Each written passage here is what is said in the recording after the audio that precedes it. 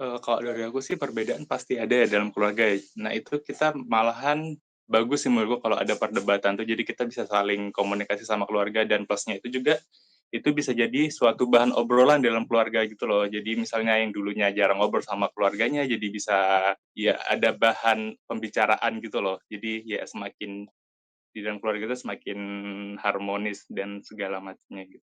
Karena banyak banget ya hal-hal politik itu bikin orang tuh panas naik darah, bahkan sampai perpecahan. Nah itu buat apa sih? Kenapa kita nggak membuka dialog terbuka bersama keluarga? Itu kan seru banget ya. Itu juga termasuk politik dalam keluarga. Halo guys, kembali lagi di Tentang Ibu di channel YouTube-nya Doa Ibu Media. Kali ini bersama aku lagi Putri Sophia.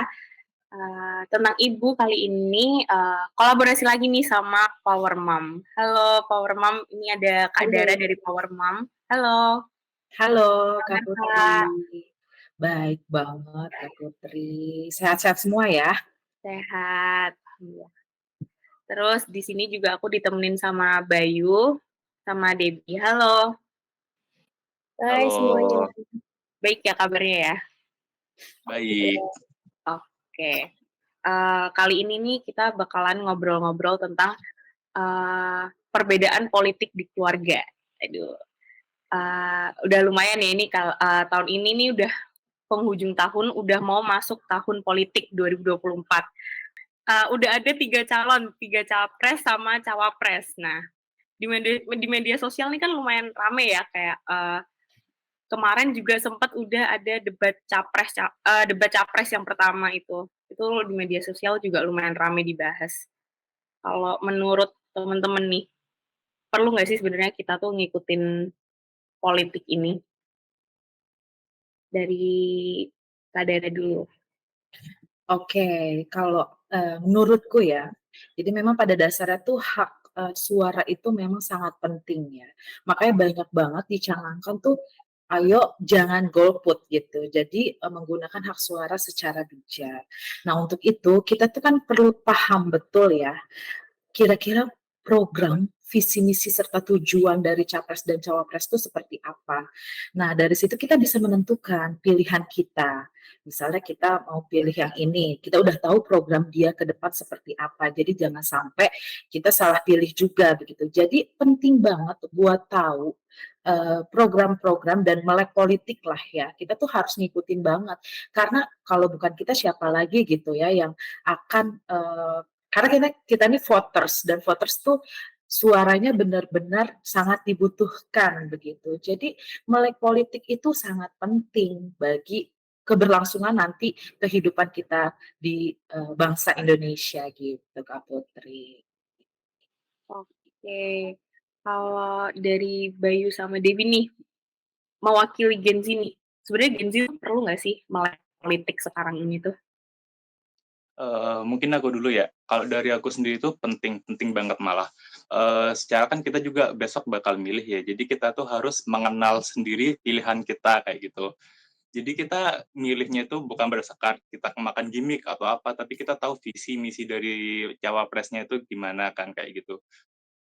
Ya kan, apa, visi misi dari cawapres itu kan juga menentukan kita ke depannya gimana, apalagi kita seperti Gen Z ini kan, di umur 20-an ini sangat perlu tahu visi misi dari suatu cawapres gitu kan, karena, kita kan di umur sekarang kayak, eee, saatnya untuk nyari kerja kayak gitu. Jadi kita perlu tahu gimana yang visi misi yang bisa memudahkan kita atau membantu kita buat nyari kerja kayak gitu sih. Oke. Kalau Dewi? Kalau dari aku ya, ya melek politik apalagi buat kita Gen Z ini, sebenarnya bukan cuma Gen Z, cuman ini sangat penting sih karena, kita bisa tahu nanti masa depan kita itu mau dibawa ke mana sih masa depan negara kita ini tuh. Nah jadi buat melek politik untuk tahu mereka itu sebenarnya tujuannya apa, visi misinya masing-masing paslon itu gimana, itu penting banget sih buat kita, masing-masing tahu. Karena kalau salah pilih kan juga 5 tahun kan ya? Ya. 5 tahun kan lama ya. Jadi kalau mereka pun nanti pasti juga berdampak buat kita, apalagi buat Gen Z ini. Jadi ya kalau bisa gunakan hak pilih kalian aja sesuai dengan apa yang udah kalian tahu tentang, masing-masing pasangan calon. Oke, berarti penting ya sebenarnya Mas ya kayak untuk ngikutin perpolitikan zaman sekarang nih. Terus kan karena mulai Gen Z ini udah mulai melek politik, akhirnya mungkin pasti ada perbedaan pilihan ya. Karena di media sosial aja kalau udah apa namanya udah punya satu pilihan gitu, pasti ribut sama yang beda pilihan gitu. Ya benar ya. Kadang sampai ribut kan di media sosial. Itu kita lihat contohnya langsung di media sosial. Kalau misalnya di internal keluarga sendiri nih, antara orang tua dan anak, misalnya kalau punya perbedaan pilihan politik itu kira-kira akan menimbulkan perdebatan atau perpecahan gitu nggak? Coba dulu. Mungkin aku dulu yang jawab ya. Aku sebagai orang tua itu pasti banget ada, perbedaan pendapat nih di antara anak-anak aku.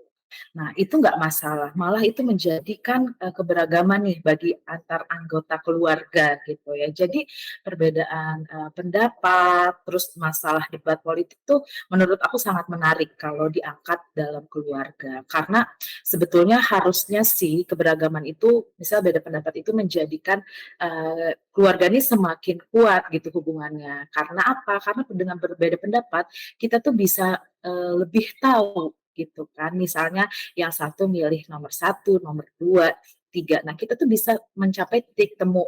Jadi isu yang paling korelatif gitu, yang positif, misalnya tujuan tujuan yang positif bisa dikomunikasikan, berdiskusi dengan keluarga tuh oke banget. Jadi kita tuh nggak masalah perbedaan pendapat di keluarga, karena dengan latar belakang yang berbeda-beda ya, kayak isu apa yang prioritas dari anak A misalnya, dia pengennya ternyata, lapangan pekerjaan, terus yang kedua nih pengennya akses pendidikan yang lebih, baik. Nah itu kan bisa digabungkan jadi satu, tapi balik lagi pilihannya nanti, terhadap, keputusan anak itu sendiri. Jadi nggak masalah banget perbedaan pendapat tuh oke banget. Jadi beragam gitu. Cuman kita tetap harus bijak ya dalam dalam menanggapinya begitu dengan tenang, juga jangan sampai tersulut emosi karena banyak banget ya hal-hal politik itu bikin orang tuh panas naik darah, bahkan sampai perpecahan. Nah itu buat apa sih? Kenapa kita nggak membuka dialog terbuka bersama keluarga? Itu kan seru banget ya. Itu juga termasuk politik dalam keluarga. Gitu. Ya benar. Oke. Kalau dari Bayu dan Devi? Kalau dari aku sih perbedaan pasti ada ya dalam keluarga ya. Nah itu kita malahan bagus sih menurutku kalau ada perdebatan tuh, jadi kita bisa saling komunikasi sama keluarga dan plusnya itu juga itu bisa jadi suatu bahan obrolan dalam keluarga gitu loh. Jadi misalnya yang dulunya jarang ngobrol sama keluarganya jadi bisa ya ada bahan pembicaraan gitu loh. Jadi ya semakin di dalam keluarga itu semakin harmonis dan segala macamnya gitu. Kalau aku ternyata perbedaan, pilihan di keluarga itu ternyata ada ya, aku kira cuman di pertemanan aja nih, kan biasanya kalau kita ngomongin tentang, pasangan calon gitu kan lebih banyak sama temen ya, terus ternyata keluarga itu ada. Nah, kalau di temen kan kita bercanda, "Udahlah nggak usah temenan sama aku dulu, sama kamu beda pasangan nih sama aku, beda pilihan," gitu. Cuma kalau di keluarga ternyata lebih enak, lebih bisa kita diskusiin, kayak, emang misal, "Mama pilih dia emang kenapa sih?" Kayak gitu. Terus aku juga, jadi jelasin, "Aku pilih dia itu kenapa?" Kayak gitu. Jadi ya malah jadi diskusi dan nggak panas gitu, jadi tetap berkeluarga, kita tetap jadi satu keluarga walaupun pilihannya beda, ya kan? Jadi ya it's okay buat beda pendapat apalagi di pemilu ini, gitu. Oke. Buat Kak Dara nih aku pengen nanya, kalau misalnya nih sampai, perdebatannya akhirnya di antara orang tua sama anaknya sampai panas gitu karena mungkin sampai, "Ah, ya gimana sih mama kan nggak ngerti, sekarang kan zamannya kayak gini mah, kalau nanti ikut capres yang ini entar kayak gini gini gini." Sampai ini banget, sampai tegang banget gitu. Solusinya gimana nih Kak Dara? Nah, itu kalau menurutku ya, makanya perlu dibangun dialog terbuka gitu antara keluarga, antara ibu, anak, kakak, adik, atau sama papanya. Nah, dengan dialog terbuka, nah kita nggak usah berfokus pada isu-isu yang negatif, misalkan itu berarti ada hal sisi negatif yang dia nggak bisa terima gitu kan ketika aku pilih satu, ih mah itu tuh kayak gini. Nah, itu perlu dialog terbuka dan gak usah fokus ya udah paling aku kasih solusi udah kita jangan fokus terhadap isu-isu yang negatif gitu kan kita coba cari titik temunya gitu jadi ketika kita cari titik temu yang bersama kita pastinya akan apa ya kita tuh fokus pada uh, yang produktif secara positif gitu loh. Jadi fokus pada nilai-nilai bersama gitu. Jadi misalnya kekurangan ini ada di A, ada di B. Nah, itu harus mencapai titik temu. Baiknya seperti apa? Karena balik lagi pilihannya itu kan akan ada pada diri kita sendiri. Jadi kan memang harus benar-benar independen ya. Voters tuh harus independen. Ketika ibu pilih A, anak harus pilih A itu nggak mungkin. Jadi memang berbeda nih ya Gen Z mungkin ya sama aku sebagai orang tua. Nah itulah. Jadi nggak usah berfokus pada yang hal-hal yang negatif. Kita fokuskan pada yang positif gitu sih Kak. Oke. Dan setahu aku ya ini kan, eee, hak pilihnya itu sekarang udah lumayan banyak, ke Gen Z dan milenial ya. Jadi kayak, untuk mama-mama kita tuh lumayan, persenannya berkurang nih hak pilihnya kayak gitu. Kalau menurut teman-teman nih Bayu sama Debbie ya especially, eee, sebagai Gen Z, kan sekarang cawapres nih lagi gempar-gemparnya kampanye dengan membawa-bawa anak muda. Jadi dia pendekatannya lebih ke anak muda, tim kampanyenya memperkenalkannya dengan tim-tim kampanye anak muda, kayak gitu ya. Ada nggak sih harapan kalian nih sebagai Gen Z sebenarnya buat capres sama cawapres? Kayak kalian tuh pengen pengen mereka kayak gimana supaya bisa mendapatkan hak suara kalian gitu? Kalau dari aku sendiri sih yang punya program untuk bisa membuka lapangan pekerjaan tuh yang secara masif kayak gitu dan juga, yang punya program, bagaimana memberikan edukasi kepada Gen Z itu terhadap investasi blockchain dan lain-lain kayak gitu sih. Dan soalnya menurutku itu juga bakal berguna ke depannya, soal investasi dan segala macamnya itu. Kalau dari aku sih itu aja. Jadi menurut aku, sebenarnya pasangan calon, tiga-tiganya itu udah kelihatan banget ya buat narik perhatian Gen Z-nya itu. Jadi mau visi misi kalian itu semenarik apapun buat Gen Z, tapi please tolong dikerjakan beneran, jangan cuma janji palsu karena ya kita Gen Z itu maunya dapat kerja, eee, gampang cari kerja gitu maksudnya. Jadi please kalau kamu kalau kamu dipilih tolong tepatin janjinya, oke? Itu sih pesanku buat nanti calon presidenku. Semoga nggak banyak-banyak gimmick-gimmick doang aja ya. Betul. Oke, mmm, oke mungkin kita masuk ke pertanyaan terakhir kali ya kalau, dari Kak Dara dulu nih, ada nggak pesan dari Kak Dara buat, bisa tentang perbedaan politik di keluarga ini untuk, pemilihan-pemilihan hak suaranya nanti kayak gimana? Oke, kalau dari aku pesannya tuh tetap menjaga komunikasi yang terbuka ya. Jadi tetap menjaga komunikasi yang terbuka. Terus mendengarkan dengan penuh perhatian dan tenang gitu. Karena kalau pakai emosi biasanya langsung bereaksinya nggak baik nih di media sosial gitu. Jadi hindari juga nih hal-hal yang nggak produktif dan fokus pada nilai-nilai bersama. Ini kan dapat juga memperkukuh hubungan antara keluarga. Jadi jangan hanya karena perbedaan pendapat politik kalian jadinya berantem. Seperti itu, Mbak Putri. Oke, kalau dari Bayu sama Devi ada pesan-pesan yang ingin disampaikan? Kalau dari aku, pastinya di dalam dunia politik itu pasti ada perbedaan. Nah, masalah yang kerap muncul di situ adalah sulitnya kita menerima perbedaan itu. Nah, kalau dari aku sendiri, caranya adalah dengan, memiliki keterbukaan bahwa setiap individu itu mempunyai pilihannya masing-masing. Jadi kita nggak perlu untuk memaksakan pilihan kita kepada orang lain maupun orang lain itu juga tidak perlu memaksakan pilihannya kepada kita, kayak gitu.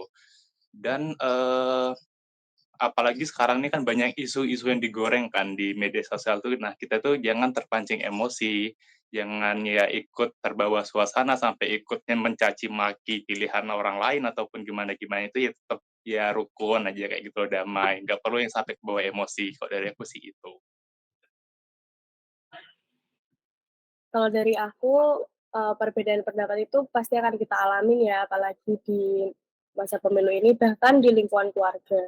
Tapi, beda pendapat itu juga nggak seharusnya jadi masalah, malah justru bikin kita itu jadi menghargai pendapat orang lain, jadi malah bisa saja kalau kita beda pendapat malah jadi sharing, diskusi gitu. Jadi yang penting teman-teman harus gunain hak pilih kalian secara bijak.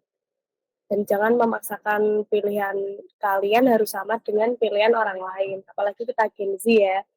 Jadi kalau beda pendapat itu harusnya jatuhnya bisa jadi diskusi politik, karena itu sih yang paling penting buat kita saat ini. Jadi benar kata Bayu, jangan sampai ikut kegoreng, ikut hanyut dalam gorengan-gorengan yang di sosmed itu. Itu sih dari aku. Aku sedikit ada tambahan. Memang penting banget memang perlu diketahui kalau perbedaan pendapat itu memang hal yang sangat wajar gitu ya. Nah, namun kerjasama nih antara keluarga dan penghargaan terhadap keberagaman perbedaan pendapat itu tuh harusnya dapat memperkukuh persatuan antar keluarga gitu sih. Oke, jadi gitu ya guys, kayak kalau emang kita sebagai anak muda itu penting banget untuk cari tahu pandangan-pandangan politik. Jangan mau cuman dimakan sama gimmick atau isu-isu yang digoreng, bahkan itu mungkin berita hoax.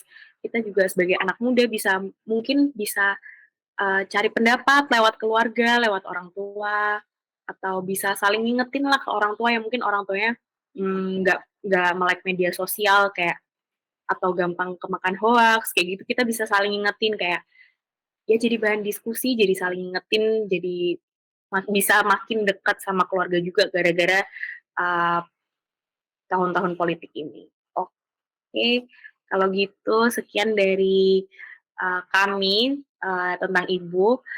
Terima kasih Kak Dara udah meluangkan waktunya buat ngobrol-ngobrol. Bayu dan Debbie juga, makasih. Sampai bertemu di episode tentang Ibu selanjutnya. Bye.